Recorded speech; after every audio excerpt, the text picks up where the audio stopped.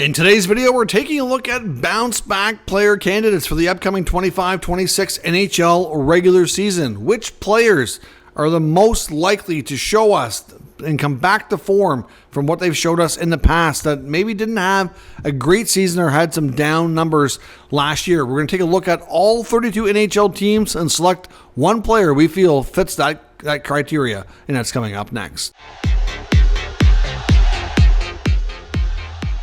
So welcome back to another video here at Top Shelf Hockey. As I mentioned, today we're taking a look at bounce-back players. So we're looking at all 32 teams and selecting one candidate that we feel is the most likely on that team to have a bounce-back season. So just to clarify what we mean by bounce-back, it's a player who's had a good amount or decent amount of success in the past, but maybe didn't have that level of success last year. Maybe their production was down, their play was down, and now we feel like they're better situated to show an improved play and bounce back and show us glimpses of what we've seen in the past when they were performing at a higher, more efficient level. So we'll take a look at all 32 teams. Of course, let me know. This is just for fun and entertainment. So give me your thoughts in the comments on what players you think are the most likely to fit this description from each and every NHL team.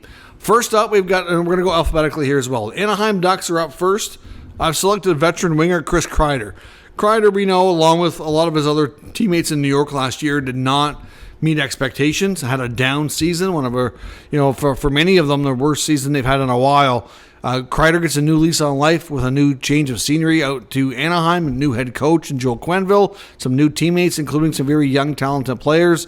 So I think Kreider is going to be in a unique situation here to really help that team lead by example and to get back to playing a version of his best hockey. So I think we're going to see Kreider get back to being, probably, I'm thinking like a 30-goal guy and, maybe 60, 70 points and have one of his better seasons, at least in recent memory here. Next up, we have the Boston Bruins, and I've selected goalie Jeremy Swayman. I think Swayman, between missing time in training camp last year and the pressure that came with that new contract, I think he buckled under pressure. The team collapsed around him, and it was just an all-around epic fail. Swayman is much better than what we've seen last year, and I think he's going to come into camp with the contract already done that's dealt with. He doesn't have all those pressures and all that distraction this year. The team is probably not a whole lot better, unfortunately for him, but I think regardless of what the team puts up for wins and losses, Swayman himself will give us a better version of him on a nightly basis. Next up, we got the Buffalo Sabres. I've selected centerman Josh Norris, of course, who came over from Ottawa in a trade, missed a lot of time again. So for Norris to bounce back, I think we're going to see him stay healthy and get back to being a 30-goal scorer. I mean, him and Dylan Cousins being traded for each other are players that I'm not really sure that Josh really needed a change of scenery. I don't know that that's really the case. I think in Ottawa, they really wanted a different type of player for their number 2 center spot. They wanted a right shot center ideally as well. Norris, I think gave them some concerns with his health history, which is why he became the optimal player to try to move to accomplish that. So Norris, I think, will have a good breakout season and bounce back here in his first full season as a Buffalo Sabre. The Calgary Flames are up next. I've selected winger Jaeger Sharangovich. He had a great first season in Calgary, but then last year we saw his numbers really dip down. So he's a prime candidate to bounce back and to show us what he did in year 1 in Calgary and get back to being hopefully what's to be a 30-goal plus type of player. Carolina Hurricanes are up next, and I've selected goalie Freddie Anderson, and this is largely due to his health. His play was actually pretty good last year. His numbers weren't bad or anything like that, but I think Freddie needs to be able to stay healthy and be just a regular key contributor on a nightly basis with this Hurricanes team. He has been unavailable for way too many games in the last number of years, and we need to see Freddie's health bounce back more than anything else for the Hurricanes this year. Next up, the Chicago Blackhawks. I've selected veteran winger Andrei Burakovsky, who came over from Seattle. Burakovsky is really desperately in need of a bounce back. We saw success from him before, and I think he can do it again. But ultimately, his run in Seattle wasn't great. He's due for a change of scenery. He'll get that. He'll be surrounded by some young, talented players in Chicago who can hopefully give him a boost here as well and help him take his game to the next level. Next up, we have the Colorado Avalanche, and this one to me was a bit obvious, but I'm taking Captain Gabriel Landeskog. After what we saw in the playoffs last year, I'm willing to bet money that Landeskog is back and has a great season. He certainly showed after getting the rust removed here and kind of getting his feet wet that he was a pretty good player, and he may not be exactly what he was before, but he's close enough that the Avalanche are thrilled to see him be back and be productive. So I really think this is going to be a year that we see Gabriel Landeskog come in and have a big impact on that franchise. Next up, we have the Columbus Blue Jackets. For this one, I've selected former Avalanche player, former Bruin Charlie Coyle. Didn't have a great year last year between his time in Boston and Colorado, and Coyle is a player in Columbus that's going to be looking for a little bit of redemption. So I think Coyle is a prime candidate here to bounce back and certainly get his production up and get back to playing some better hockey. Next up, we have the Dallas Stars, and this one was another tough one. I had a hard time selecting this player because so many guys on that team had good years last year. I went with Ilya Lyubushkin on the back end on defense. Lyubushkin, to me, lost his spot in the playoffs. I think they lost their confidence in this player, and he's going to be motivated to come in and make sure that when they get to the playoffs next year, that he's not going to be scratched. He deserves to play. So I think we're going to have an opportunity here to see an extra motivated player. In Detroit, who's up next, I've selected JT Compher. Compher's had great success at times in the past, mostly during his time with the Avalanche.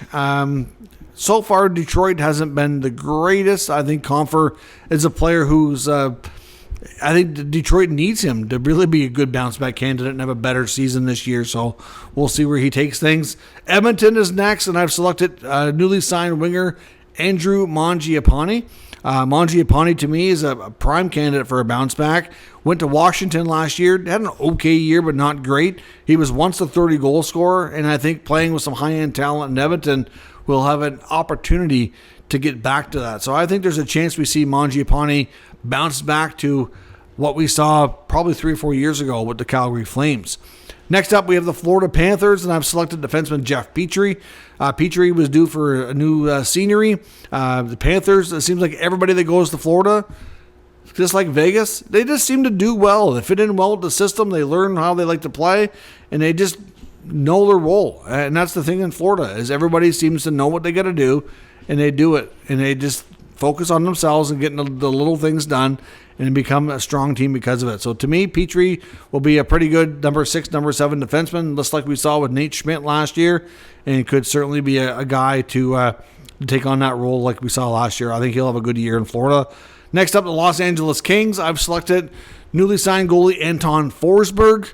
Last year or two in Ottawa has been kind of a very much up and down type of campaign for Forsberg. Good goalie, but not the most consistent at times. And I think he'll go to a very strong defensive team in LA and some strong structure there as well. And I think he'll be able to flourish in a different kind of role. So I suspect Forsberg will kind of bounce back. A couple of years back, he actually ended up having, I think it's, was it a 915 or 919 save percentage for Ottawa 2 or 3 years ago? And I think he'll have a shot at getting back to that in LA. Next up, we have the Minnesota Wild. I've selected Vladimir Tarasenko.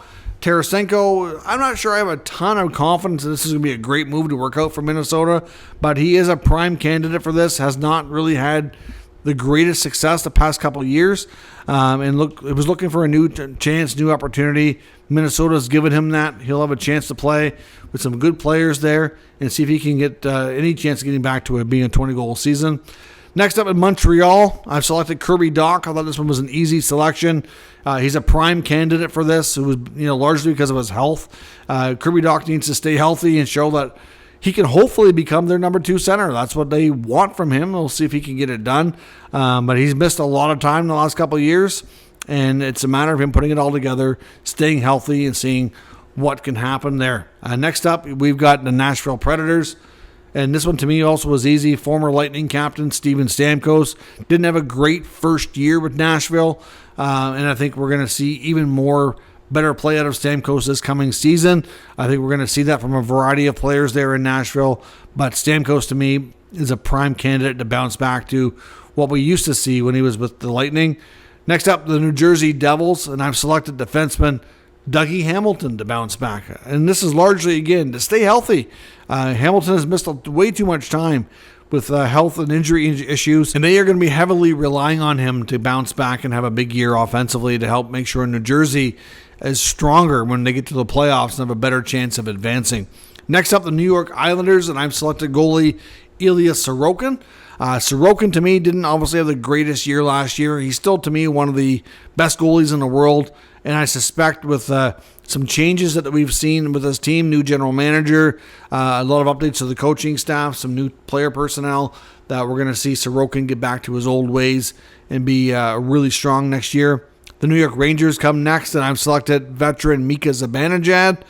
Mika is like Chris Kreider and some of the other veterans there. Prime examples of guys who let their teams down, did not perform anywhere near the level that they're expected to.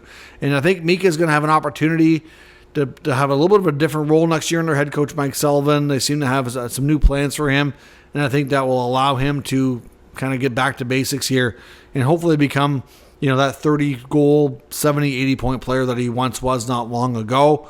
Next up, we've got the Ottawa Senators. And I've got a couple of veterans here to look at. I'm going to end up selecting Dylan Cousins because I think Cousins' overall numbers from his time in Buffalo weren't great last year. And I think after getting a small sample of his new home in Ottawa, a full year there will do him well to really bouncing back and really showing what he can become. He wasn't not far removed from being a 30-goal scorer, and I think he can do it again. I think Claude Giroux's another name to watch in Ottawa in the same kind of category.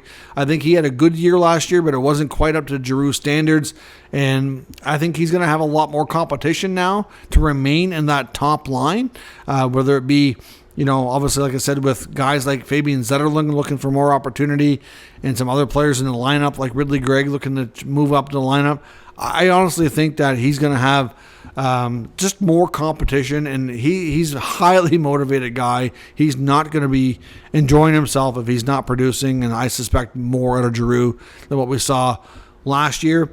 The Philadelphia Flyers are up next, and I've got them selecting Trevor Zegras, of course, who really another prime easy candidate here, was traded, needed a fresh start, hasn't played well, and really I think he'll be back to having fun again and back to playing with some talented players and hopefully higher in the lineup so he can get back to what he was a few years ago and when he had back-to-back 60-point seasons. Next up, we get the Pittsburgh Penguins. I've selected Anthony Mantha. I think Mantha's a player that is going to have a good opportunity in Pitt to really show what he can do. I know it's been a while since he's been consistent, and Pittsburgh's rebuilding right now, so they're taking chances on some reclamation projects. Really, if you take a look at what's there in Pittsburgh, to me, this was a tougher choice, but Mantha's the guy I went with. In San Jose, I went with Jeff Skinner. Of course, last year in Edmonton wasn't great, but obviously, having a chance to play some playoff hockey and get to a chance to play with McDavid and Draisaitl last year, I think it would be good for his overall game. And we're going to see him go to San Jose, where I know they certainly expect him to play consistently in the top six. And with some of the young, talented players there, if he can hold that spot and play there consistently, I think he'll have a real nice bounce-back year. The Seattle Kraken are next, and I've selected Matty Beniers. Beniers is not really taken off the way a lot of people had hoped. He had a really good rookie season, and it's been kind of downhill since. So I think this is the year we see Beniers and Shane Wright and a few others really take off. And I think Beniers bounces back to at least what we saw as a rookie, if not even more. Next up, the St. Louis Blues. I've selected here Matthew Joseph. Joseph did not have a great first year in St. Louis. I think he'll be able to play better, show his speed more, get into a spot where he can be more of a regular lineup, regular kind of guy, and really get back to being a more productive player. Next up, we got the Tampa Bay Lightning, and I've selected Oliver Bjorkstrand. He's in a contract year, and I think we saw glimpses of it after the trade last year. Another full season in Tampa, I think will allow him to bounce back to some of his better numbers like we saw when he was still with the Blue Jackets. Next up, the Toronto Maple Leafs. This one might be a surprise for some, but I'm going with Austin Matthews. I don't think Matthews had a good season last year. When you were putting up 60-plus goals and then you're down to like 30-some, that's a big drop. And I know he battled his injuries and missed time and all that, but obviously that plays a role in bouncing back, being healthy, being available. It's going to be his first season there without Marner, so that's going to be a big adjustment. So we'll see how that affects his production as well. Matias Mancelli is another prime candidate here too. But when you're looking at a guy like Matthews, who if he bounces back to what he was a couple of years ago and scores 60 goals, that's going to be a huge jump in production, which is what the Leafs really, really need from him after the way this team has changed throughout the course of the offseason. In Utah, the Utah Mammoth, I'm selecting Lawson Krause, a player who's desperately needed to bounce back for a couple of years now and really hasn't. There's not too many other candidates there in Utah that really fit this description because there were so many guys that had good years last year, but Krause is one of those guys that needs to be better or his time in Utah is going to run out. Vancouver, this one was easy for me. I selected Elias Pettersson, not the defenseman, but the top centerman who was once a 100-point player. JT Miller and all that drama is gone. Pettersson needs to get back to being himself and being that 100-point player, or this team could be in serious trouble. So to me, Pettersson was a no-brainer selection for Vancouver. For Vegas, I've selected Brandon Saad. He went to Vegas after being terminated mutually, that is, through St. Louis. Saad didn't really have a great run there, but enough to get a new contract, and I think we'll get more of a role for him next year and see him hopefully bounce back to a better productive level. The Washington Capitals are next, and I've selected Anthony Beauvillier. I think he's another prime player who could be a surprise production guy. He had some good years with the Islanders, and we might see him get back to what his career highs are next year with an opportunity in Washington to play an elevated role. And last but not least, the Winnipeg Jets. This one I thought was pretty obvious as well. Jonathan Toews, Captain Serious, hometown boy, going back to Winnipeg after 2 years away from the NHL. Toews should be able to hopefully be a productive player for this team, even if he's not what he once was, even if he can be, a consistent, reliable, two-way centerman who can play even 15 to 17 minutes a night and give you some decent offensive numbers, then they'll be happy here. Obviously, his contract is largely bonus-laden, so we'll see what he earns overall.